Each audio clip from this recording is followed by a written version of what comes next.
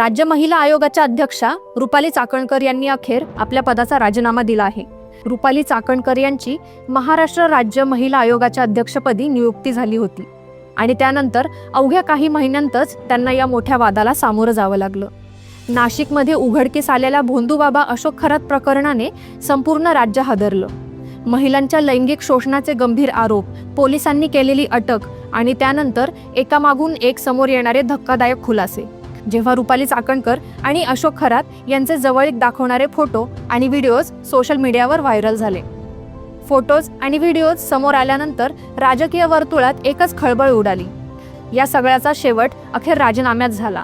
अवघ्या 7 ओळींच्या पत्रात रुपाली चाकणकर यांनी अत्यंत साध्या शब्दांत लिहिलं, वैयक्तिक कारणास्तव मी स्वेच्छेने राजीनामा देत आहे.